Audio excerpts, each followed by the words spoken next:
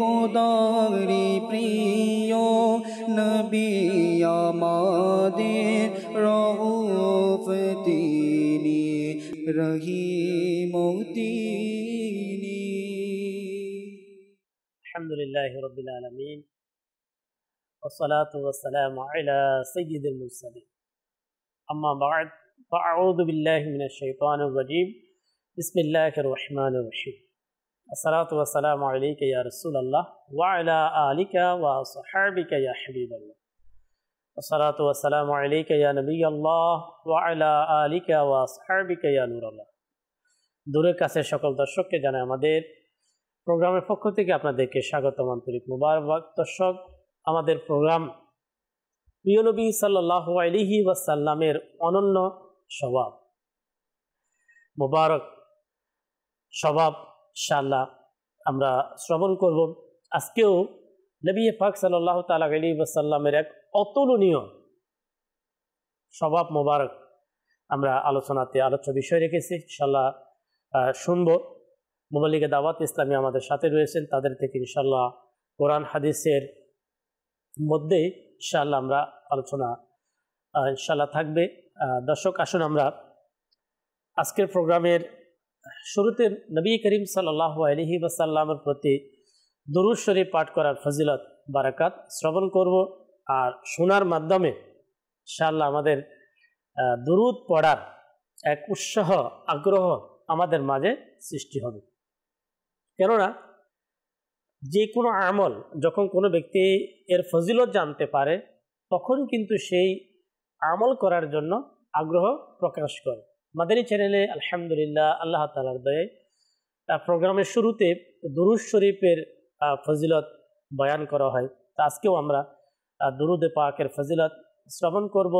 নবীদের সুলতান রহমতে দু জাহান মাহবুবে রহমান সাল্লাল্লাহু তাআলা আলাইহি ওয়াসাল্লাম ইরশাদ ফরমান, যে ব্যক্তি প্রতিদিন সকাল এবং সন্ধ্যা 10 বার দুরূদ শরীফ পাঠ করবে, নবী করিম সাল্লাল্লাহু তাআলা আলাইহি ওয়াসাল্লাম ওই ব্যক্তিকে শাফাআত করবে, অর্থাৎ সুপারিশ। মাদানী চ্যানেলের দর্শক শ্রোতা, আল্লাহর প্রিয় নবী সাল্লাল্লাহু আলাইহি ওয়াসাল্লামের শাফাআত সুপারিশ লাভ করার একটা মাধ্যম হচ্ছে দুরূদ শরীফ। ইনশাআল্লাহ আমরা অবশ্যই সকাল সন্ধ্যা অধিক পরিমাণে আমরা দুরূদ শরীফ পাঠ করব। সাল্লু আলাল হাবিব সাল্লাল্লাহু তাআলা আলা মুহাম্মদ সাল্লাল্লাহু তাআলা আলাইহি ওয়াসাল্লাম। দর্শক, আজকে যে স্বভাব মুবারক তা হচ্ছে আমানতদারি, আমানতের খেয়ানত না করা, আমানতদারি রক্ষা করা।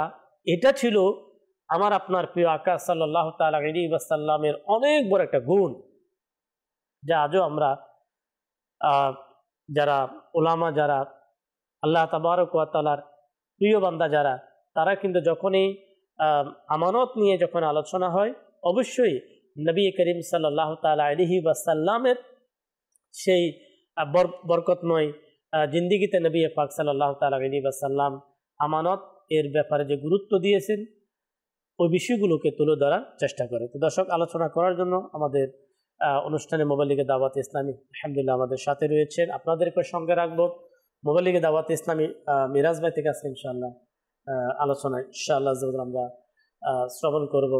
মুবাল্লিগে দাওয়াত ইসলামী আমাদের কামরুজ্জামান আত্তারি, উনি আমাদের সাথে রয়েছেন। ওনার থেকে ইনশাআল্লাহ আমরা আলোচনা শুনবো, মনোযোগ সহকারে শোনার চেষ্টা করব, ভালো ভালো নিয়তকে শামিল রাখবো, যা শুনবো ইনশাআল্লাহ আমল করার চেষ্টা করব ইনশাআল্লাহ।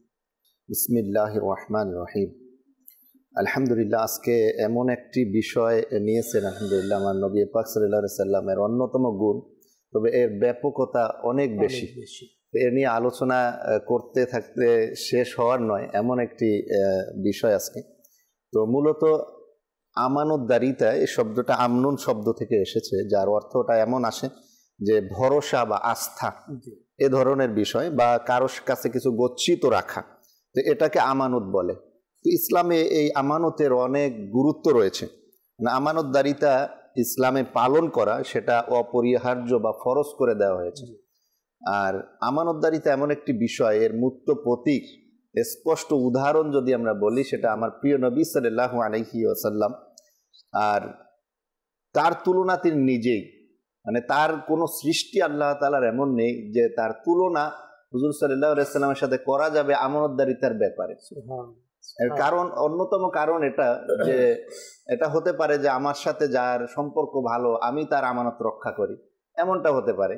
কিন্তু প্রিয় নবী সাল্লাল্লাহু আলাইহি ওয়াসাল্লাম এমন একজন ব্যক্তি, তিনি অমুসলিমদের সাথে এমন আমানতদারিতার দৃষ্টান্ত স্থাপন করেছেন যা কল্পনা করা যায় না।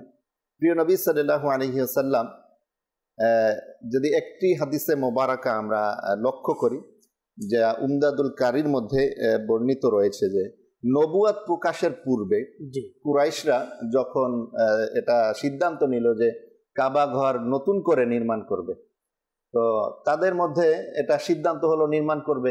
কিন্তু দেখা গেল যখন নির্মাণ করা শুরু হলো, হাজরে আসওয়াদ কোন গোত্র স্থাপন করবে, এই সম্মানিত ব্যক্তি কারা হবে, এটা নিয়ে তাদের মধ্যে মতানৈক্য দেখা গেল।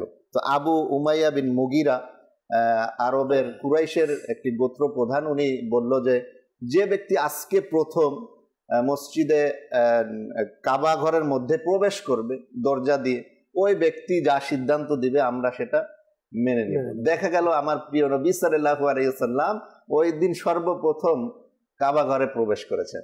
তো লোকেরা বলল, এ তো ওই ব্যক্তি যে আমাদের আলামিন অর্থাৎ বিশ্বাসী। তো তখন বলল, নিঃসন্দেহে আমরা তার কথা মেনে নিব। তো যখন নবুয়াত প্রকাশই হয় নাই, তখন কাফেররা ঐক্যমত্য হলো যে হুজুর সাল্লাল্লাহু আলাইহি ওয়াসাল্লামকে তারা এমন একটি উপাধি দিল, আল আমিন, বিশ্বাসী। তাদের মধ্যে সব থেকে বেশি আমানতদারিতা তার মধ্যে ছিল, আর তাকেই নির্ধারণ করা হলো যে হাজরে আসওয়াদকে স্থাপন করবে। তো আরো একটি বিষয় যদি আমরা দেখি যে হুজুর সাল্লাল্লাহু আলাইহি ওয়াসাল্লামের আমানতদারিতা কেমন ছিল, যা বাইহাকি শরীফের মধ্যে বর্ণিত রয়েছে। হিজরতের রাতে হুজুর সাল্লাল্লাহু আলাইহি ওয়াসাল্লাম যখন হিজরত করবেন, ওই রাতের মধ্যে আম্মা জান আয়েশা সিদ্দিকা রাদিয়াল্লাহু তাআলা আনহা থেকে বর্ণিত, তিনি বলেন যে আলী কাররামাল্লাহু তাআলা ওয়াজহুল কারীমকে তিনি বললেন, আমি তোমাকে কিছু দায়িত্ব দিতে চাই। তিনি বললেন যে আমার জান তো আপনার জন্য কোরবান, আপনি যা বলবেন আমি তাই করব। তখন তিনি বললেন যে আমি তো হিজরত করে মদিনায় যাচ্ছি, তো তোমার কাছে আমার কাছে গচ্ছিত কিছু মাল, কিছু আমানত রয়েছে যা মক্কার অমুসলিমদের, তো তাদের নিকট তুমি এটা নাম ধরে ধরে পৌঁছে দিবে। তো দেখা গেল যে হুজুর সাল্লাল্লাহু আলাইহি ওয়াসাল্লাম সকল যা আমানত ছিল আলী রাদিয়াল্লাহু তাআলা আনহুর কাছে দিয়ে বললেন, তুমি আমার বিছানায় শুয়ে থাকবে। তো এই অবস্থায় যখন হুজুর সাল্লাল্লাহু আলাইহি ওয়াসাল্লাম হিজরত করলেন, অনেক বড় লম্বা হাদিসে মুবারাকা, এর থেকে প্রমাণিত হয় যে পরবর্তী দিন যখন সকাল হলো, আলী রাদিয়াল্লাহু তাআলা আনহু নাম ধরে ধরে সকলের যে আমানত ছিল, গচ্ছিত ধন সম্পদ ছিল, তার সকলের কাছে পৌঁছে দিলেন। এর মাধ্যমে অসংখ্য অমুসলিম ইসলামের ছায়াতলে এসেছে এই একটি ঘটনার কারণে।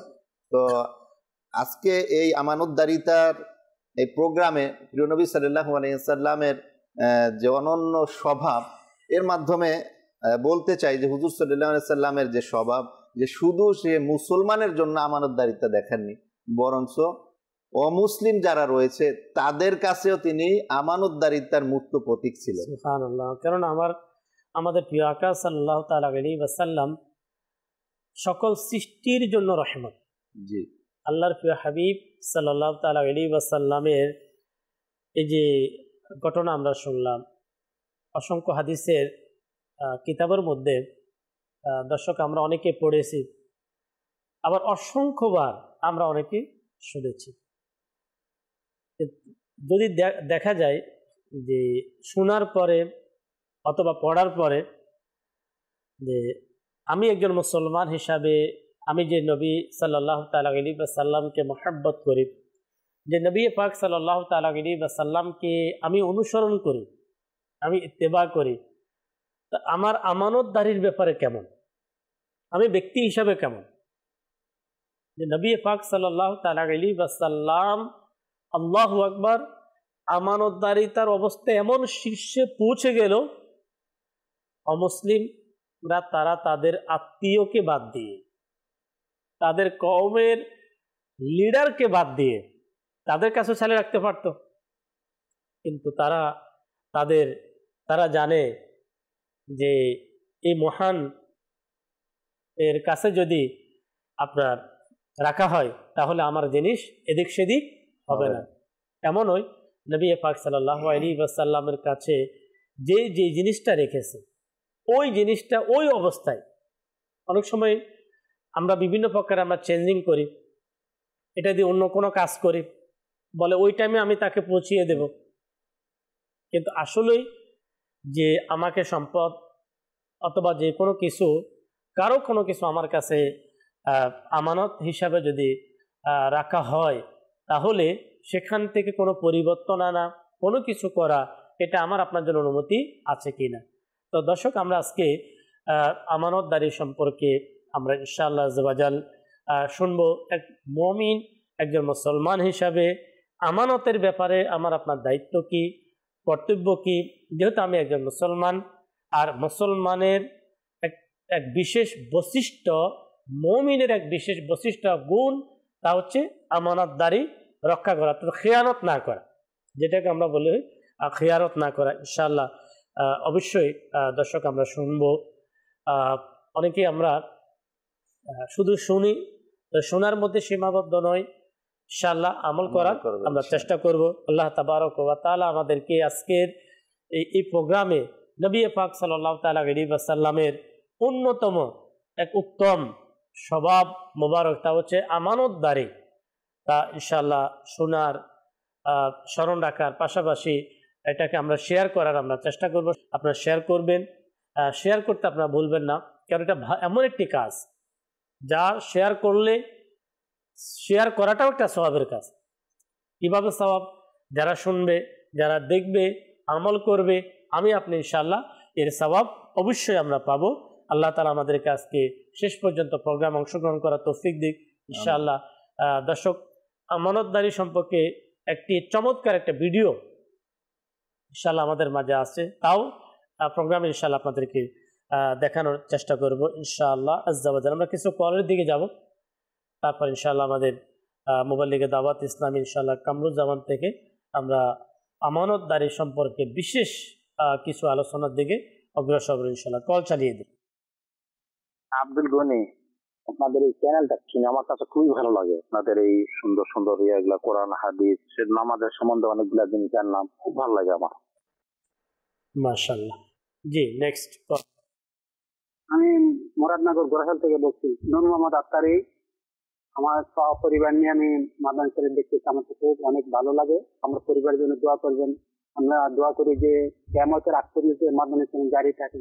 আমি দোয়া করি আপনারা যেভাবে আপনারা কষ্ট করছেন, আপনি শ্রম দিতেছেন, আমি দোয়া করি আপনি এই হায়াতের মধ্যে ন্যাক হায়াত দান করুন। শুকরিয়া কল করার জন্য, উৎসাহ দেওয়ার জন্য কলের মাধ্যমে শুকরিয়া আদায় করি। জি, আউযু বিল্লাহি মিনাশ শাইতানির রাজিম, বিসমিল্লাহির রহমানির রহিম। মাশাআল্লাহ, অত্যন্ত চমৎকার একটি বিষয় নেওয়া হয়েছে, আমানতদারি। এই আমানতদারি এমন একটি গুণ, যদি এই গুণটিকে আমাদের মাঝে আমরা আঁকড়ে ধরতে পারি, আমাদের মাঝে সেটাকে বাস্তবায়ন করতে পারি, তাহলে আমাদের সমাজ অতি সহজে সঠিক পথের দিশা পেয়ে যাবে, সঠিক পথে আমাদের সমাজ পরিচালিত হবে। আমানতদারিতার অসংখ্য ফজিলত হাদিস পাকে বর্ণিত আছে, এবং আমানত রক্ষা না করার যে ক্ষতি, যে ভয়াবহতা, তাও কিন্তু হাদিসে পাকে বর্ণিত রয়েছে। তো আসুন প্রথমে আমরা হাদিস পাক কিছু এবং আয়াতে কারিমা শ্রবণ করি, যেখানে আল্লাহ সুবহানাহু ওয়া তাআলা এবং আমাদের প্রিয় নবী সাল্লাল্লাহু আলাইহি ওয়াসাল্লাম আমানতদারিতার ব্যাপারে কি সুসংবাদ ইরশাদ করেছেন। আল্লাহ সুবহানাহু ওয়া তাআলা সূরাতুল মুমিনুন এর প্রথম নং আয়াতের মধ্যে ইরশাদ করেন, কদ আফলাহাল মুমিনুন, যারা মুমিন তারা কামিয়াব। মুমিনের কিছু বৈশিষ্ট্য আছে, কিছু গুণাবলী আছে, কিছু সিফাত আছে, বৈশিষ্ট্য আছে মুমিনের। তো আল্লাহ সুবহানাহু ওয়া তাআলা প্রথমে তো ইরশাদ করে দিয়েছেন, কদ আফলাহাল মুমিনুন, মুমিন কামিয়াব, মুমিন সফল কাম। তো তো মুমিনের একটি গুণ হচ্ছে আল্লাহ তাআলা এই সূরার 9 নং আয়াতের মধ্যে ইরশাদ করেন, ওয়াল্লাযীনা হুম লিআমানাতিহিম ওয়া আহদিহিম রাউন। তারা যারা নিজেদের আমানতকে এবং ওয়াদাকে রক্ষা করে, আর তারাই হচ্ছে কদ আফলাহাল মুমিনুন, মুমিন। আর ওই মুমিন হচ্ছে কামিয়াব। এই আমানতদারিতার ব্যাপারে আল্লাহ সুবহানাহু ওয়া তাআলা সূরা নিসা এর 58 নং আয়াতের মধ্যে ইরশাদ করেন, বিসমিল্লাহির রহমানির রহিম, ইন্নাল্লাহা ইয়া'মুরুকুম আন তুআদ্দুল আমানাতি ইলা আহলিহা। আল্লাহ তাআলা ইরশাদ করেছেন, নিশ্চয় আল্লাহ পাক হুকুম দিয়েছেন আমাদেরকে, বান্দাদেরকে হুকুম দিয়েছেন আমরা যেন আমানত গ্রহীতা যারা আমাদের কাছে আমানত রেখেছে তাদের আমানত আমরা যেন তাদের কাছে ফিরিয়ে দিই। এটা আল্লাহ পাকের হুকুম আমাদের প্রতি। যদি আমাদের কাছে কারো আমানত থাকে আমরা যেন সেই আমানতগুলোকে তার মালিকের নিকট পৌঁছে দিই। এভাবে আল্লাহ সুবহানাহু ওয়া তাআলা সূরা আনফাল এর 27 নং আয়াতের মধ্যে ইরশাদ করেন, আল্লাহ তাআলা ইরশাদ করেন, হে ঈমানদারগণ, তোমরা আল্লাহ এবং রাসূলের খিয়ানত করো না এবং তোমাদের আমানতগুলোকে তোমরা রক্ষা করো, আমানতগুলোকে তোমরা বজায় রাখো। অর্থাৎ তোমাদের কাছে যদি কোনো আমানত দেওয়া হয়, তোমাদের কাছে কোনো মানুষ সম্পদ রাখা হয়, তাহলে ওই সম্পদগুলো তোমরা ফিরিয়ে দাও। আর এই ব্যাপারে আরো হাদিসে পাকের মধ্যে রয়েছে, যা মুসনাদ ইমাম আহমদ কিতাবের 6365 নং হাদিস পাকের মধ্যে রয়েছে। আল্লাহ রাসূল সাল্লাল্লাহু আলাইহি ওয়াসাল্লাম ইরশাদ করেন, যদি তোমাদের মাঝে 4টি গুণ থাকে, 4টি বিষয় তোমাদের মাঝে থাকে, আর এই 4টি জিনিস থাকা অবস্থায় দুনিয়ার সকল কিছু যদি তোমাদের কাছ থেকে হারিয়ে যায়, তোমাদের কাছে না থাকে, ইদা কুন্না ফিকা ফালা আলাইকা মা ফাতাকা মিনাদ দুনিয়া, দুনিয়ার সকল কিছু যদি তোমাদের কাছ থেকে চলে যায় তাহলে তোমরা ক্ষতিগ্রস্ত হবে, সুবহানাল্লাহ, নুকসান হবে না, সুবহানাল্লাহ, তোমরা ক্ষতির সম্মুখীন হবে না। যদি এই 4টি বিষয় যদি থাকে, দর্শক ইনশাআল্লাহ আমরা এই 4টি বিষয় শুনব। অবশ্যই খুব মনোযোগ সহকারে শুনতে হবে, যদি সম্ভব হয় ইনশাআল্লাহ আমরা নোট করে নেব। এখন আমরা একটা ভিডিও প্যাকেজ ইনশাআল্লাহ খুব গভীর মনোযোগ সহকারে আমাদের মোবাল্লিগে দাওয়াত ইসলামী আলহামদুলিল্লাহ উনি আমাদের খুব উপহার স্বরূপ আমাদেরকে দিয়েছেন, ইনশাআল্লাহ আমরা দেখব। তারপর ইনশাআল্লাহ 4টি বিষয় এমন কি যা আমাদের সাথে যদি থাকে তাহলে আমরা কি হব না, আমরা ধ্বংস হব না। আর এই 4টি জিনিস আমাকে আপনাকে কি রাখবে, আল্লাহ এবং তার রাসূলের দিকে আমাকে আপনাকে ধাবিত করবে। ও 4টি বিষয় ইনশাআল্লাহ আমরা অবশ্যই শ্রবণ করবো। আসুন আমরা ভিডিও প্যাকেজ ইনশাআল্লাহ আমরা দেখব। জি, চালিয়ে দিই। বিভিন্ন ফুলের নির্যাস দিয়ে যেমন ফ্র্যাগ্রেন্স তৈরি করা হয়, ঠিক মানব জীবনের বিভিন্ন গুণকে একত্রিত করলে, বিভিন্ন কোয়ালিটিকে একত্রিত করলে তখন তার মাঝে যে একটা মহাগুণ সৃষ্টি হয়, যে একটা এক্সট্রিম লেভেলের গুণ সৃষ্টি হয়, তা হচ্ছে ইন্টিগ্রিটি।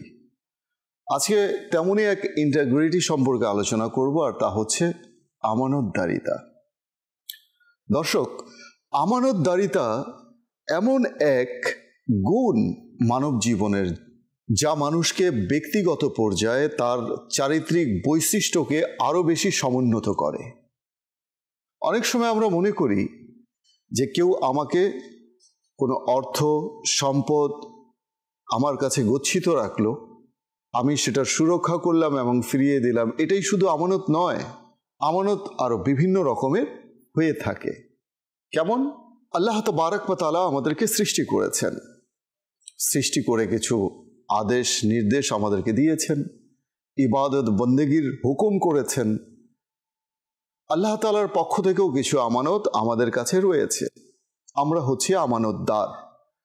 এক হচ্ছে আল্লাহ তাআলার পক্ষ থেকে আমানতদারিতা, দ্বিতীয়ত হচ্ছে বান্দার পক্ষ থেকে আমানতদারিতা। আল্লাহ তাবারক ওয়া তাআলার পক্ষ থেকে আমানতদারিতা কেমন? রোজা, নামাজ, হজ, যাকাত এগুলোকে সুষ্ঠুভাবে পালন করা, এগুলোকে সংরক্ষণ করা এবং রক্ষণাবেক্ষণ করাও হচ্ছে আমানতদারিতা। পাশাপাশি আল্লাহ তাবারক ওয়া তাআলা যে আমাদেরকে নিয়ামত দান করেছেন, আমাদের জিহ্বা, আমাদের চোখ, আমাদের কান, আমাদের শ্রবণ শক্তি, আমাদের দৃষ্টি শক্তি, এই প্রতিটি জিনিস হচ্ছে আমাদের জন্য এক একটি আমানত। কেমন আমানত? চোখ আছে বলে কি আমরা যা ইচ্ছে তাই দেখতে পারবো? না। চোখকে গুনাহ থেকে বাঁচানো, এটাও হচ্ছে চোখের জন্য আমানতদারিতা। মুখ আছে বলেই কি আমরা যা কিছু বলতে পারবো, কাউকে গালমন্দ করতে পারবো, কারো মান সম্মানকে আমরা ধূলিসাৎ করতে পারবো? না। মুখ থেকে এমন কোনো কথা বের করা যা গুনাহে পর্যবসিত না হয় কিংবা শরীয়ত পরিপন্থীও না হয়, এমন কথা না বলা, এটা হচ্ছে মুখের আমানত। ঠিক তদ্রূপ কান দিয়ে এমন কিছু না শোনা যা হারাম করা হয়েছে, আর তা হচ্ছে কানের আমানত। এমন প্রতিটি বিষয়ে আমানত রক্ষা করা হচ্ছে একজন মুসলমানের দায়িত্ব। মুসনাদে আহমদ কিতাবের মধ্যে আরও বর্ণিত রয়েছে, আল্লাহ নবী সাল্লাল্লাহু তাআলা আলাইহি ওয়াসাল্লাম ইরশাদ করেছেন। কি ইরশাদ করেছেন? মুমিনের মধ্যে আর যত দোষী থাকুক না কেন, খেয়ানত তথা বিশ্বাসঘাতকতা ও মিথ্যাচার থাকতে পারে না। মুমিন কখনো মিথ্যা বলতে পারে না, কারো আমানত খেয়ানত করতে পারে না। আল্লাহ তাবারক ওয়া তাআলা প্রতিটি বিষয়, মুসলমানের মান সম্মান থেকে শুরু করে আমাদের অঙ্গ প্রত্যঙ্গকে হেফাজত করা, আল্লাহ তাবারক ওয়া তাআলার বিধি বিধানকে মেনে চলার তৌফিক দান করুন। অবশ্য দোয়াও করতে হবে আল্লাহ তাবারক ওয়া তাআলার কাছে, হে আল্লাহ আমাদেরকে তৌফিক দান করুন, আমরা যেন মিথ্যাচারিতা থেকে বিরত থাকি, আমরা যেন প্রতিশ্রুতি ভঙ্গ থেকে বিরত থাকি, সবচেয়ে বড় কথা আমরা যেন আমানতদারিতা রক্ষা করতে পারি। মাশাআল্লাহ। দর্শক শ্রোতা, আমরা খুব অল্প সময়ে একটি বিষয় যেটা আমানতদারিতার বাস একজন মানুষকে বোঝার জন্য যে যতটুকু প্রয়োজন, কমসে কম আলহামদুলিল্লাহ আমরা মোবাইল লিগে দাওয়াত ইসলামী থেকে খুব অল্প সময়ের মধ্যে আলহামদুলিল্লাহ শ্রবণ করলাম। আল্লাহ রাব্বুল আলামিন আমাদেরকে স্মরণ রাখার এবং আমল করার মতো আল্লাহ তাআলা আমাদেরকে তৌফিক দিক। ইনশাআল্লাহ কামরুজ্জামান ভাই থেকে ইনশাআল্লাহ সে 4টি গুণ যেটা উনি বলতে চেয়েছিলেন, এখন ইনশাআল্লাহ উনি আমাদেরকে শোনাবে। আমি চাচ্ছিলাম একটু ব্রেক এই জন্য নিলাম, যেহেতু জিনিসটা খুবই গুরুত্বপূর্ণ। আমাদের আজকে যে সাবজেক্ট আলোচ্য বিষয়ের মধ্যে এই হাদিসে মোবারকে যেটা আপনি আলোচনা করতে যাচ্ছেন খুবই গুরুত্বপূর্ণ, খুবই শিক্ষণীয়, তাই ইনশাআল্লাহ আমরা এখন শুনবো। জি, আমরা শুনছিলাম যে আমাদের প্রিয় নবী রাসূল আরবি সাল্লাল্লাহু আলাইহি ওয়াসাল্লাম ইরশাদ করেছেন যে আরবাউন, 4টি জিনিস, ইযা কুননা ফিকা ফালা আলাইকা মা ফাতাকা মিনাদ দুনিয়া। রাসূল করিম সাল্লাল্লাহু আলাইহি ওয়াসাল্লাম ইরশাদ করেছেন, যদি তোমার মাঝে হযরতে আব্দুল্লাহ ইবনে ওমর রাদিয়াল্লাহু তাআলা আনহুকে নসিহত করছেন, বলছেন যদি তোমার মাঝে 4টি জিনিস থাকে আর দুনিয়ার সমস্ত কিছু তোমার কাছ থেকে দূরে চলে যায়, তোমার সঙ্গ ছেড়ে দিয়ে তোমার কাছ থেকে হারিয়ে যায়, তাহলে তোমার কোনো কিছু যায় আসবে না, তুমি ক্ষতিগ্রস্ত হবে না। নাম্বার 1 হচ্ছে হিফজু আমানাতি, সুবহানাল্লাহ, আমানত রক্ষা করা, আমানত রক্ষা করা। নাম্বার 2 হচ্ছে ওয়াসিদকু হাদিসি, সত্য কথা বলা, সত্য কথা বলা। নাম্বার 3 হচ্ছে ওয়া হুসনু খালিকাতি, এবং উত্তম আচরণ, উত্তম আচরণ। নাম্বার 4 হচ্ছে ওয়া ইফাতুন ফি তুহুরি, এবং পবিত্র খাবার খাওয়া, হালাল খাবার ভক্ষণ করা। এই যে 4টি বিষয় প্রান্তিক ইসলামী ভাইরা, যে আসলে এই 4টি বিষয় কিন্তু এক একটি ধাপ, এক একটা বিশাল আকারে। যদি সেগুলো আমরা আমাদের মাঝে সংক্ষিপ্ত আকারে নিয়ে আসি, অতি সহজে আমরা জীবনযাপন করতে পারবো। আমার মিথ্যা বলা প্রয়োজন কি? যেখানে আমার মিথ্যা বলা প্রয়োজন, আমি সে কাজটি করব না। আমি তো মারা যাব না ওই কাজ না করলে, জি, আমি মিথ্যা বলবো কেন? নাম্বার 2 হচ্ছে, আরেকটি হচ্ছে পবিত্র খাবার খাওয়া, হালাল খাবার খাওয়া। আমি আপনাকে প্রশ্ন করতে চাই যে যারা হারাম টাকা উপার্জন করছে না, তারা কি জিন্দেগি অতিবাহিত করছে না? হালাল খাবার কি মানুষ খাচ্ছে না? তো আমি হারাম পথে কেন যাব? যদি আমি বিবেকবান হয়ে থাকি, আল্লাহ তাআলা আমাকে জ্ঞান দিয়ে থাকে, তাহলে আমি হারাম পথ কেন অবলম্বন করব? হালাল পথ তো আছে, এমন তো নয় যে শুধু হারাম পথে আছে, আমি হারাম পথে কেন যাব, হালাল পথে যাব। তো এই যে 4টি গুণ, আর যেহেতু আজকের বিষয় হচ্ছে আমানতদারিতা, তো আমানতদারিতা কি এমন গুণ যা মানুষের মাঝে থাকলে সে আখলাকের ভিত্তিতে সে সমাজে একজন সুপ্রতিষ্ঠিত ব্যক্তি হিসাবে আখ্যায়িত হয়ে থাকে। এখানে একটি বিষয় দর্শক, তা হচ্ছে সমাজের মধ্যে অথবা তার পরিবারের মধ্যে দেখবেন যার মধ্যে আমানতদারি এবং সত্যবাদিতা, এই দুই বিষয় যার মাঝে থাকে মানুষ কিন্তু তাকে খুব বিশ্বাস করে। অবশ্যই ব্যবসার ক্ষেত্রেও কিন্তু মানুষ তার সাথে লেনদেন করে, কেন? জানে সে আমাদের ব্যবসা করার ক্ষেত্রে আমাদের সাথে কোনো প্রকার মিথ্যা বলবে না। আচ্ছা, আর আমানতদারি তো এটা ব্যবসার ক্ষেত্রে খুবই একটা, যেহেতু সবসময় টাকা পয়সার কি লেনদেন হয়, ভূমিকা, তো বিশেষ করে টাকা পাঠানো, টাকা আসা, এই বিষয়গুলা সেম ফ্যামিলি পরিবারের মধ্যেও ওভারঅল আমরা যদি দর্শক দেখি, যদি আপনার আমানতদারি, সততা, সত্যবাদিতা, এই জিনিসটা যদি কারো মাঝে থাকে তো ইনশাল্লাহ মানুষ তাকে খুবই বিশ্বাস করবে, মানুষ তার প্রতি খুবই আস্থা রাখবে। এখন প্রশ্ন হচ্ছে মানুষ আমাকে অথবা আপনাকে, আমাদেরকে বিশ্বাস করে কিনা।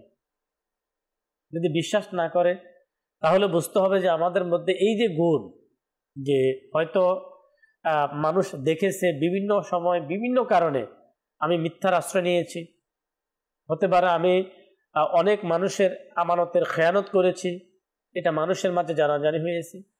ওভারঅল দর্শক আমি বলবো যে সেটা ব্যবসায়ী হোক অথবা সমাজের মধ্যে হোক, প্রতিটি কাজের মধ্যে যার মধ্যে সততা থাকবে, যার মধ্যে সত্যবাদিতা থাকবে, আমানতদারি থাকবে, সে দুনিয়াতেও ভালো থাকবে।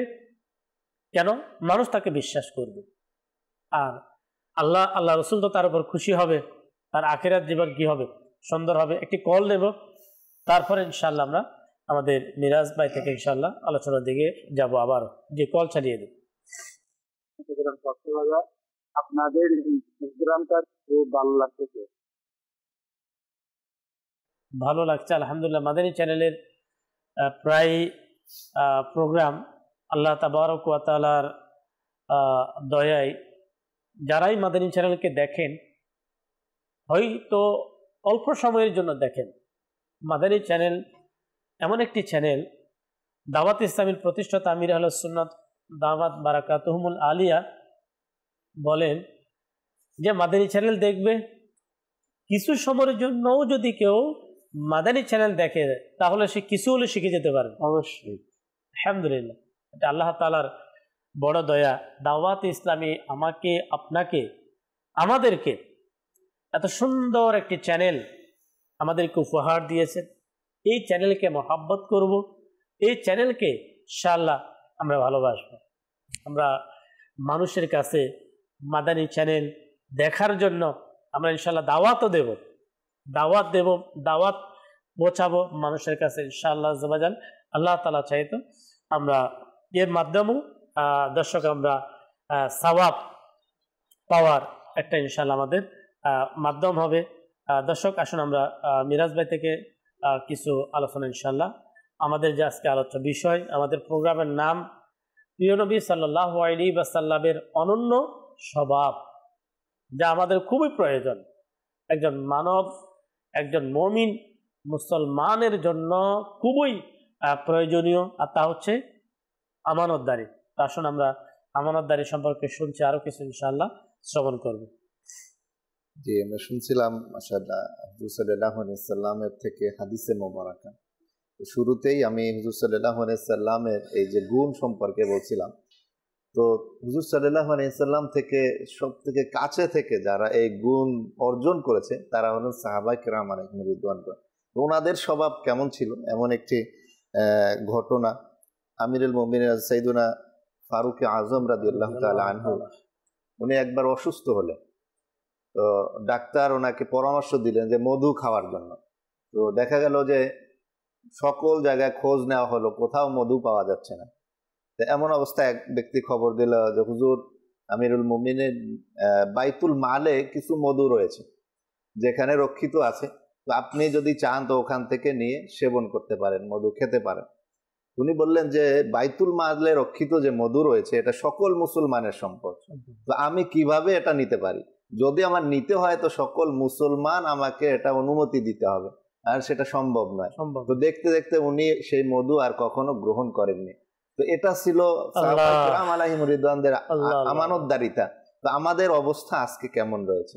আরো একটি ঘটনা এমন রয়েছে প্রসিদ্ধ, যা হযরত সাইয়েদনা আমিরুল মুমিনিন মাওলা আলী কারামাল্লাহু তাআলা ওয়াজহুল কারীমের একবার এক ব্যক্তি আসলো ওনার সাথে দেখা করার জন্য রাতের বেলা।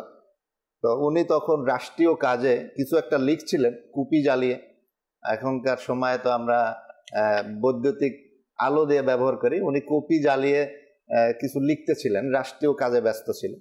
যখন ওই ব্যক্তি আসলো তার কাছে দেখা করার জন্য, তো তখন তার সাথে সে কথা বলা শুরু করলো, কিন্তু সে কুপিটা নিভিয়ে দিল। এখন ওই ব্যক্তি আরজ করলো, হুজুর আপনি এতক্ষণ তো কুপি জ্বালিয়েই কাজ করতেছিলেন, আমি যখন আসলাম আমার সাথে কথা বলতেছেন, তো এখন কেন নিভিয়ে দিলেন? তিনি বললেন, এতক্ষণ আমি রাষ্ট্রীয় কাজে ব্যস্ত ছিলাম, আর এটা রাষ্ট্রীয় সম্পদ যেটা জ্বালিয়ে আমি রাষ্ট্রীয় কাজ করছিলাম, যখন তুমি আসলে এটা পার্সোনাল কাজ, তখন আমি এটা আমানতদারিতা রক্ষা করার জন্য আমি এটা নিভিয়ে দিলাম।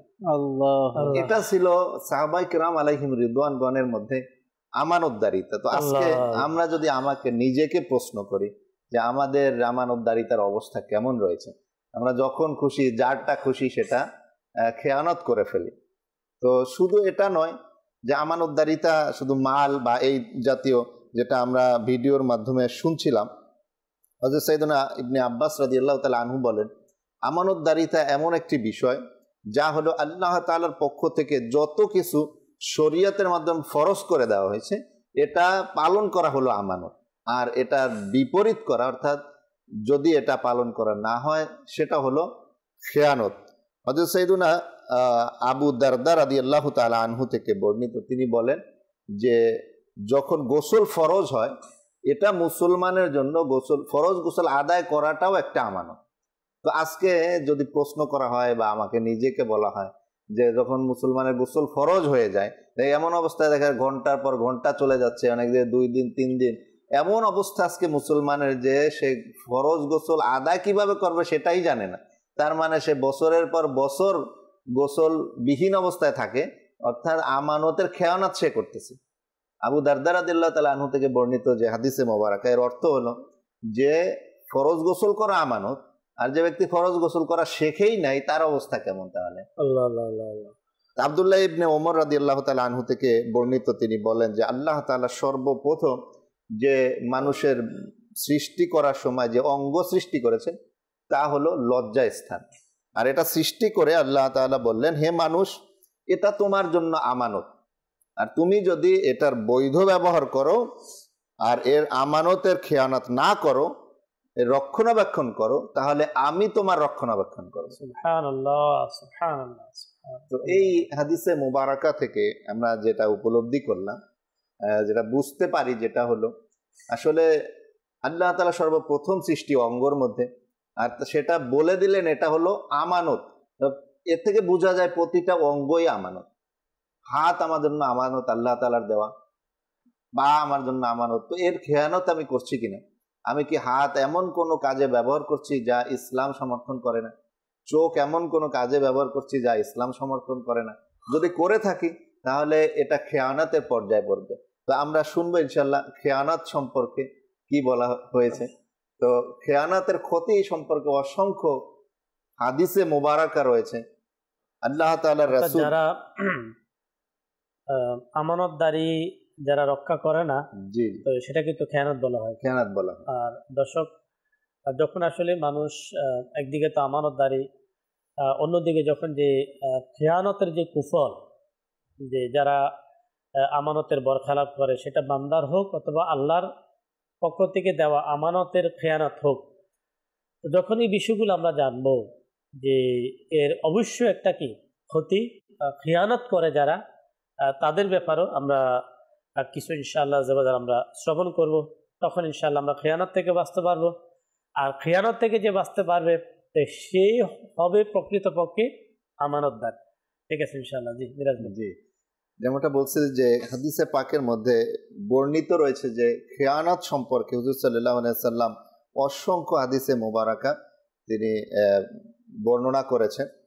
যে কোথাও তিনি বলেছেন যে খেয়ানতকারী জাহান্নামী, কোথাও বলা হয়েছে খেয়ানতকারী মুনাফিক, কোথাও বা বলা হয়েছে খেয়ানতকারী থেকে আশ্রয় চাওয়া হয়েছে। হুজুর সাল্লাল্লাহু আলাইহি সাল্লামের হাদিসে মোবারকা এমনটা রয়েছে।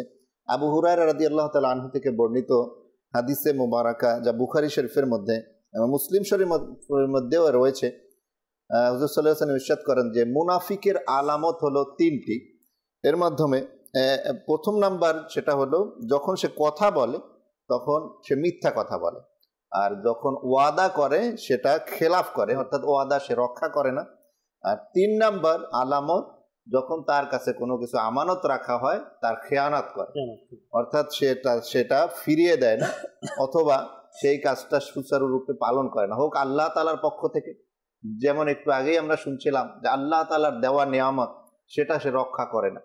তো এইভাবে আলামত, মুনাফিকের আলামত 3টি। যদি আমার মধ্যে এই আলামতগুলো থাকে তো আজকে থেকে ইনশাআল্লাহ তওবা করে নেই যে এই সকল আলামত থেকে আমি বেঁচে থাকবো। এরপরে হুজুর সাল্লাল্লাহু আলাইহি সাল্লামের হাদিসে মোবারকা যা মুসনাদে আহমদ শরীফের মধ্যে বর্ণিত রয়েছে, ইরশাদ করেন লা ঈমান লিমান লা আমানাতা লাহু, অর্থাৎ যার মাঝে আমানতদারিতার সংরক্ষণ নাই তার ঈমান নাই। স্পষ্টভাবে হুজুর সাল্লাল্লাহু আলাইহি সাল্লাম বলে দিলেন যে যার আমানতদারিতার সংরক্ষণ, অর্থাৎ আমানতের খেয়ানত যে ব্যক্তি করে তার ঈমান নাই। ওয়ালা দীনা লিমান লা আহদা লাহু, অর্থাৎ অনুরূপভাবে যে ওয়াদা রক্ষা করতে জানে না তার মাঝে ধর্ম নেই, অর্থাৎ দিন নেই। তো ওয়াদা আর আমানত দুইটা একই সাথে বলা হয়েছে। তো ওয়াদা রক্ষা করা এবং আমানতদারিতা, ওয়াদা রক্ষা করার বলা হয়েছে যে তার মাঝে দিন নেই বা ধর্ম নেই, আর যার আমানতদারিতা নেই তার ঈমান নেই। হযরত সাইয়েদুনা আনাস বিন মালিক রাদিয়াল্লাহু তাআলা আনহু বলেন যে হুজুর সাল্লাল্লাহু আলাইহি সাল্লাম যখনই ভাষণ দিতেন তো খুব কম সময় এমন দেখা গেছে যে এই হাদিসে মোবারকা তিনি ইরশাদ করেননি, যা একটু আগেই আমরা শুনছিলাম যে তার মাঝে আমানতদারিতা নাই, তার ঈমান নেই, মানে আলোচনার মধ্যে অর্থাৎ পরিপূর্ণ ঈমানে কামিল নেই। ঈমানে কামিল, ঈমানে কামিল যেমন আমরা শুনে থাকি যে লা ঈমানা লিমান লা মুহাব্বাতা লা, যার ভিতরে নবী ভালোবাসা নেই তার অন্তরে তার ঈমান নেই। তো এটার ব্যাখ্যা হচ্ছে গিয়ে পরিপূর্ণ ঈমান তার হতে পারেনি এখনো। সে মুমিন মুসলমান, তবে পরিপূর্ণ ঈমান তার এখনো আসে। পরবর্তীতে হাদিসে মোবারকে একটা যেটা রয়েছে সেটা এমনটা রয়েছে যে হযরত সাইয়েদুনা মাসউদ রাদিয়াল্লাহু তাআলা আনহু থেকে বর্ণিত যে কিয়ামতের ময়দানে আল্লাহ তাআলা খেয়ানতকারীকে ডাকবেন, তাকে দাঁড় করিয়ে দিবেন, তাকে বলা হবে তুমি যে খেয়ানত করেছো ওটা ফেরত দাও। সে বলবে আল্লাহ এটা আমি কিভাবে ফেরত দিব, এখন তো পৃথিবী ধ্বংস হয়ে গেছে, আমার সম্পদ ধন কিছুই নেই, তো আমি কিভাবে ফেরত দেব? তখন ফিরিস্তারা তাকে জাহান্নামের কিনারে নিয়ে যাবে। জাহান্নামের কিনারে যখন নিয়ে যাবে, মুকাশাফাতুল কুলুবের মধ্যে হাদিসে মোবারকা রয়েছে যে তখন সে জাহান্নামের নিচে যখন তাকাবে দেখবে সে যা খেয়ানত করেছিল তা ওখানে রক্ষিত রয়েছে, তখন তাকে জাহান্নামের মধ্যে নিক্ষেপ করা হবে। আর সে নিচে যেতে থাকবে যেতে থাকবে যেতে থাকবে, একটা সময় সে ৭০,০০০ বছর পরে জাহান্নামের সর্বনিম্ন স্তরে পৌঁছাবে। আর যখন ওই রক্ষিত যে আমানত সে খেয়ানত করেছিল ওটা তুলে নিয়ে আসবে আল্লাহ তাআলার হুকুমে, আল্লাহ বলবেন যে ওটা নিয়ে আসো। সে যখন নিয়ে আসতে চাইবে দেখবে যে পৃথিবীতে যত পাহাড় রয়েছে তার থেকে সেটা ভারী রয়েছে। যখন নিয়ে আসার চেষ্টা করবে আস্তে আস্তে আবার জাহান্নামের কিনারে আসবে, আবার সে পা পিছলে নিচে পড়ে যাবে। এভাবে চলতে থাকবে চলতে থাকবে। একমাত্র আশা তখন তার তখনও বেঁচে থাকবে, আর সেটা হলো সে হুজুর সাল্লাল্লাহু আলাইহি সাল্লামের সুপারিশের আশা করবে। আর এটাই বোঝা যায় যে এখানে যে ঈমানের কথা বলা হয়েছে সে ঈমানদার থাকবে, কিন্তু তার মুনাফিকের লক্ষণের কারণে, মুনাফিকের আমল করার কারণে সে জাহান্নামে নিক্ষিপ্ত হবে। আর যেহেতু অপর হাদিসে রয়েছে মুনাফিকের স্থান হবে সর্বনিম্ন স্তরে, এজন্য ঈমান থাকার কারণে সে উপরে আসবে আবার নিচে যাবে। হুজুর সাল্লাল্লাহু আলাইহি সাল্লামের সুপারিশ কারণে এক সময় সে ইনশাআল্লাহ জান্নাতে যাবে। এভাবেই মুকাশাফাতুল কুলুবের মধ্যে বর্ণিত রয়েছে। যে ভাই যেটা বলছিলেন যে এটা স্পষ্ট ঈমান নাই বলতে সে অমুসলিম হয়ে গেছে এমনটা নয়, জি জি অবশ্যই। আল্লাহ আমাদেরকে বোঝার তৌফিক দিক। দর্শক, এই আলোচনাগুলো শোনার পরে বিশেষ করে আমাদের সমাজের মধ্যে ওই ধরনের ব্যক্তি যাদের কাছে কেউ যদি কোনো কিছু রেখে দেয়, হয়তো কিছুদিন পরে তার স্মরণ থাকে না, সে ভুলেও যায়। আর অনেক সময় মায়ের আল্লাহ তাআলার পানা অনেকে অস্বীকার করে। দুনিয়াতে অস্বীকার করে হয়তো আমি আপনি কিছু অর্থের মালিক হয়ে গেলাম, কিন্তু খেয়াল রাখতে হবে যে এই যে ইবারতগুলো যেটা আমরা শুনলাম, যে বর্ণনাগুলো আমরা শ্রবণ করলাম, যে তার যে কঠিন যে অবস্থা, তাকে মুনাফিক বলা হচ্ছে, তাকে কঠিন শাস্তির সম্মুখীন তাকে হতে হবে নবী পাক সাল্লাল্লাহু আলাইহি ওয়াসাল্লাম হাদিসে পাকের মধ্যে। তাই আমরা কেউ কখনো এভাবে বলে দেয় যে আমার এই কথাটা আমানত, কোন একটা পারিবারিক ম্যাটার হোক, সাংগঠনিক হোক, কোন একটি বিষয়, কিন্তু একটি কথা আমানত হিসাবে রাখা হয়। আর তাকে বলার উদ্দেশ্য হচ্ছে যে এই জিনিসটা একে বলা উচিত, পরামর্শের কারণে। অনেক সময় মা বাবার পক্ষ থেকে সন্তান একজনকেই বলা হয়, এক সন্তানকেই বলা হয়। এখন যাকে বলা হলো গোপন রাখার জন্য বলা হলো, কেউ যাতে না জানে, এটা কিন্তু আমানত। এখন আমি আপনি সে আমানতদারি কতটুকু আমি আপনার রক্ষা করলাম। এভাবে মাদানী চ্যানেলের দর্শক শ্রোতা, সেটা কথা হোক, সেটা অর্থ হোক, সেটা কোন একটা জিনিস হোক, অনেক দিক থেকে আমানতের বিষয়গুলো চলে আসে। আল্লাহ তাবারক ওয়া তাআলার কাছে আমাদেরকে বেশি বেশি দোয়া করতে হবে। হাদিসে পাকের মধ্যে এসেছে কাল কিয়ামতের ময়দানে সর্বপ্রথম আপনার যে প্রশ্ন করা হবে, বান্দাকে জিজ্ঞাসাবাদ করা হবে, এর মধ্যে এসেছে আমানত। আর ওলামা কেরাম বলেন যে এই হাদিসটা ওই হাদিসের সাংঘর্ষিক না, যেটা কাল কিয়ামতের ময়দানে সর্বপ্রথম নামাজের ব্যাপারে প্রশ্ন করা হবে। তো এই মুফতি সাহেব রহমতুল্লাহ তাআলা আলাইহি উনি লিখেছেন যে ইবাদতের ক্ষেত্রে নামাজের ব্যাপারে প্রশ্ন করা হবে। আর লেনদেনের ক্ষেত্রে, যেটা আমাদের পরস্পরের মধ্যে লেনদেন হয়, এই লেনদেনের ক্ষেত্রে যেই প্রথম ফার্স্ট প্রশ্ন করা হবে সেটা হচ্ছে আমানতদারি। তাহলে দর্শক, আমরা নামাজের ইবাদতের ক্ষেত্রে আমরা সব সময় একটা বিষয়কে খুব আমরা গুরুত্ব দিয়ে থাকি, সেটা হচ্ছে নামাজ। আর আদার্স দেখা যাচ্ছে কোরআন তেলাওয়াত, তাসবিহ, জিকির, দোয়া, সাদকা, অনেক ইবাদত কিন্তু আমরা করে থাকি, আমাদের মাঝে হয়ে থাকে। কিন্তু নামাজের ব্যাপারে কি করা হয়েছে, এটা কি স্পষ্টভাবে এটাকে করা হয়েছে, এবং কাল কিয়ামতের ময়দানে অবশ্যই তাকে ইবাদতের ক্ষেত্রে নামাজের কি করা হবে, প্রশ্ন করা হবে। কিন্তু যে আমার আপনার যে লেনদেনের বিষয়, আচ্ছা, এখানে খুবই একটা গুরুত্বপূর্ণ। দর্শক, যদি আমরা আল্লাহ তাআলা আমাদেরকে বোঝার তৌফিক দেয়, অনেক সময় নামাজ তো 5 ওয়াক্ত হয়, কিন্তু লেনদেনের বিষয়গুলো অনেক সময় দিনের মধ্যে 5-এর চাইতে বেশি হয়। যারা ব্যবসা বাণিজ্য করে, আমরা যারা সমাজে আমরা চলাফেরা করি, অনেক বিষয়গুলা যেগুলা আপনার লেনদেনের মাঝে, ব্যবসার ক্ষেত্রে, কথাবার্তার ক্ষেত্রে অনেক বিষয়, যেগুলো অনেক সময় দেখা যাচ্ছে যে নামাজের চেয়েও অনেক ক্ষেত্রে এই বিষয়ে আমাদের ডিসকাস কি হয়, আমাদের আলোচনা বেশি হয়। তো ইসলাম যেখানে দর্শক আমাকে আপনাকে নামাজের কথা বলেছেন, নামাজের তাগিদ দিয়েছেন, যে মুসলমান নামাজ পড়বে, নামাজকে স্বীকার করবে, নামাজকে মেনে নেবে, সে অবশ্যই আমানতদারির প্রতি কি রাখবে, খেয়াল রাখবে অবশ্যই। যার মধ্যে নামাজের গুরুত্ব থাকবে, আমানতদারির গুরুত্ব থাকবে না, তাহলে বোঝা যাচ্ছে আমরা একটাকে মানলাম আরেকটাকে মানলাম না, এমন করা যাবে না। আলহামদুলিল্লাহ, আমরা যদি এই বিষয়গুলা মেনে আমরা চলতে চাই খুব সহজভাবে, সহজ পদ্ধতিতে, তাহলে আমাদেরকে ইলমে দ্বীন শিখতে হবে, আমাদেরকে জানতে হবে। আলহামদুলিল্লাহ, মাদানী চ্যানেল, দাওয়াত ইসলামের অ্যাক্টিভিটিস, এটা আমাদের সাথে সব সময় সর্বদা। আমরা যদি ইনশাআল্লাহ আমাদের ব্যবহারকে সততা বলেন, আমানতদারিতা বলেন, মিথ্যা থেকে বাঁচা, এই সকল খারাপি থেকে যদি আমরা দর্শক বাঁচতে চাই, আমি ইমরান ভাই, জি, যে আমানতদারিতে বিষয়টা, এখানে কিন্তু দুটো অপরাধ। আমানত রক্ষা না করার ব্যাপারে দুটো অপরাধ। এক তো হচ্ছে যে আল্লাহ তাআলা ইরশাদ করে দিয়েছেন তোমরা আমানতকে রক্ষণ করো, আমানতদারিতা পূরণ করো, যার আমানত তাকে দিয়ে দাও। আমি প্রথমত আল্লাহ পাকের হুকুম অমান্য করেছি, এটা একটি অপরাধ। আর দ্বিতীয় অপরাধ হচ্ছে যার কাছে আমানত রাখা হয় অবশ্যই তাকে বিশ্বাস করা হয়। একজন মানুষকে বিশ্বাস না করে তো আমানত দেওয়া হয় না।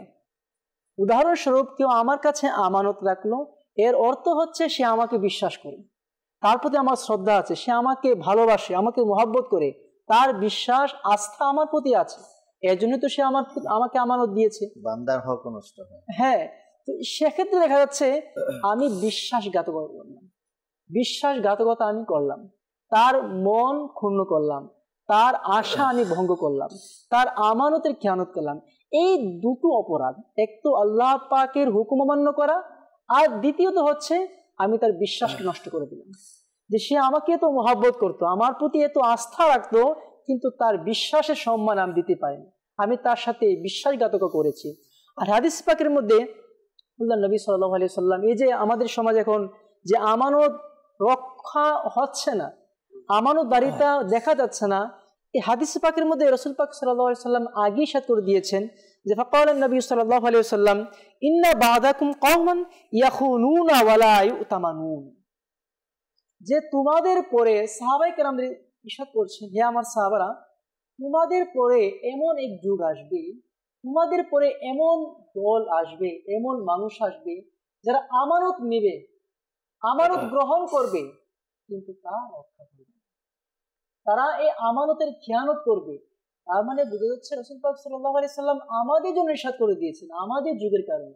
আজই তো দেখা যাচ্ছে যে ভাই আমার বন্ধুর কাছে আমি 1 লক্ষ টাকা রেখেছিলাম, কিন্তু সে এখন আমাকে টাকা দিচ্ছে না, সে বলে না পুলটি মাছ বলে আমরা সাধারণ ভাষায়, যে আমার সাথে সে ঘুরে গেছে, টাকা দিচ্ছে না, অথবা শহর থেকে গ্রামে চলে গিয়েছে, এখন গ্রামও তাকে খুঁজে পাওয়া যাচ্ছে না।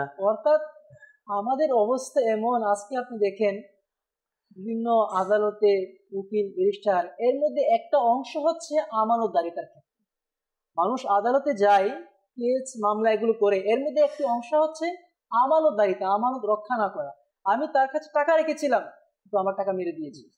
আমি বিশ্বাস করে তার সাথে জমি রেখেছিলাম, কিন্তু সে আমার জমিকে মেরে চলে গিয়েছে। এটা হচ্ছে সম্পদের আমানত। আর আমানত কিন্তু এটা ব্যাপক একটি বিষয়, কথারও আমানত আছে। আপনি কিছুক্ষণ আগে বলছিলেন যে উদাহরণস্বরূপ দেখা যায় আমি বাজারে গেলাম, বাজারে গিয়ে একটি দোকানে বসে আছি, তো আমার পাশে যে বন্ধু, তাকে বললাম ভাই আপনার কাছে কি কথা বললাম, এই কথাটি কারোর কাছে বলবেন না, যে আমানত। এখন সে দোকান থেকে বের হতে দেরি হয়েছে, সারা বাজার খবর হয়ে গেছে। হয় কিন্তু এমন, আমি বাজারের দোকানে তার সাথে শেয়ার করলাম, আমি বের হওয়ার পূর্বে সারা বাজার খবর হয়ে গেছে, আর এই মুক্ত কথা এমন করে ফেলেছে।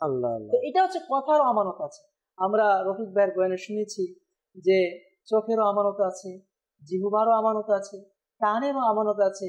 আর এই হাদিস পাকের মধ্যে আল্লাহ নবী সাল্লাল্লাহু আলাইহি ওয়াসাল্লাম ইরশাদ করে দিয়েছেন, যে ব্যক্তি আমার জন্য জামানত দিবে মাইয়াদমানলি মা বাইনা রিজলাইহি, যা তার পায়ের মাঝখানে আছে তথা লজ্জাস্থান এবং জিহ্বা, এই দুটির যে আমাকে জামানত দিবে, আমার প্রতি আমানত দিবে, আজমাল্লাহুল জান্নাত, তাহলে আমি ওয়াদা দেব আমি তার জান্নাতের জামিনদার হয়ে যাব। সুবহানাল্লাহ। যদি আমরা এই দুটোকে আমানত হিসেবে রক্ষা করি, আমাদের জিহ্বাকে এবং লজ্জাস্থানকে, তাহলে রাসূল পাক সাল্লাল্লাহু আলাইহি সাল্লামের হাদিসে পাকের ভাষা অনুযায়ী যে রাসূল পাক সাল্লাল্লাহু আলাইহি সাল্লাম আমাদের জন্য জান্নাতের জামিনদার হয়ে গিয়েছে। সুবহানাল্লাহ। আল্লাহ তাআলা আমাদেরকে তৌফিক দান করুন যে খুবই গুরুত্বপূর্ণ সর্বশেষ যে আমরা শ্রবণ করলাম দুইটি বস্তু আল্লাহর পক্ষ থেকে আমাদের জন্য আমানত, আর আমানতের খেয়ানত যাতে আমরা না করি। আল্লাহর কাছে আমরা দোয়া করবো যে মাওলাই করিম হি আল্লাহ, তুমি আমাদেরকে আমল করার তৌফিক দাও। আল্লাহ আমরা যাতে করে যে কোনো বিষয়ে, সেটা টাকার ক্ষেত্রে হোক, সম্পদের ক্ষেত্রে হোক, কথার ক্ষেত্রে হোক, অথবা অঙ্গ প্রত্যঙ্গ যা কিছু আল্লাহ তাআলা আমাদেরকে দিয়েছে, দোয়া অনেক গুরুত্বপূর্ণ একটা বিষয়।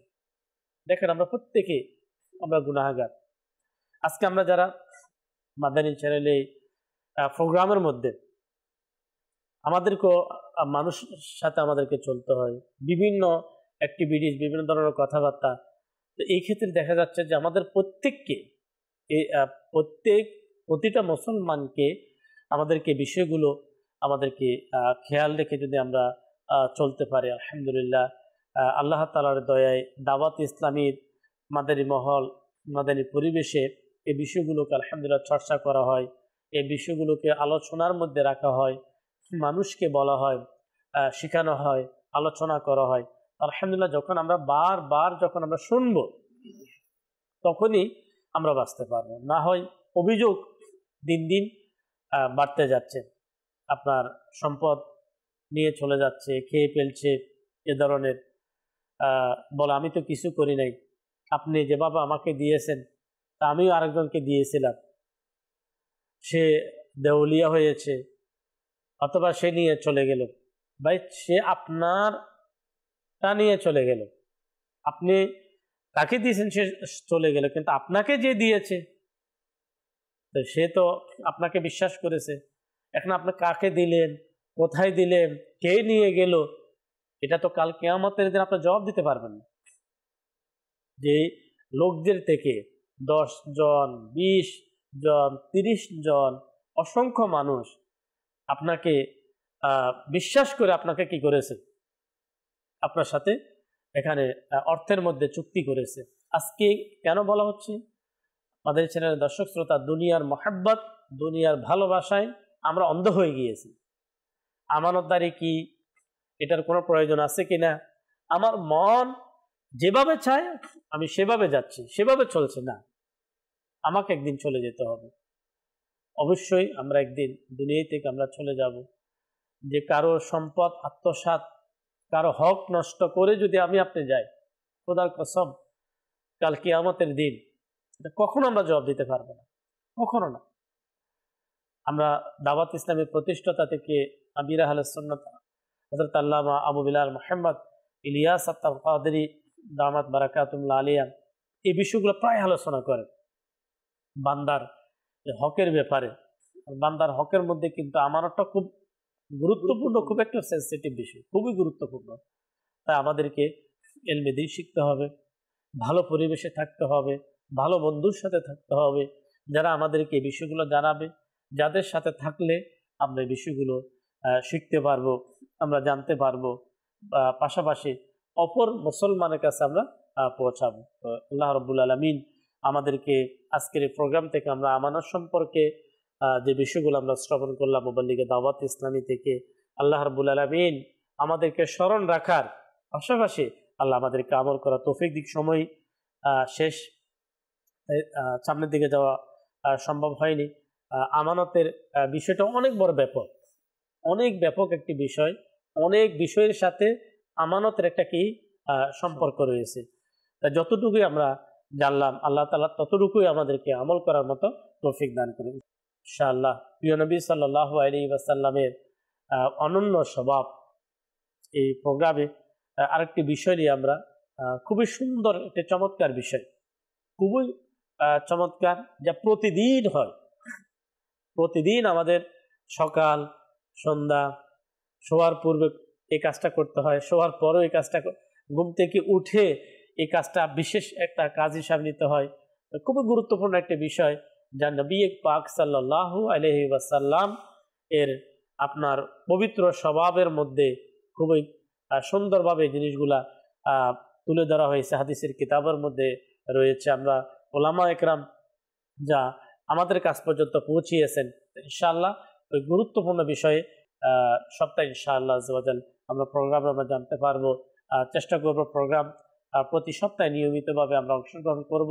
আল্লাহ তাআলা চাইতো এভাবে অসংখ্য পবিত্র স্বভাব মোবারক সম্পর্কে আমাদের ইনশাআল্লাহ ইলমে দ্বীন শিখার, ইলম শিখার ইনশাআল্লাহ জানার আমাদের সৌভাগ্য হবে।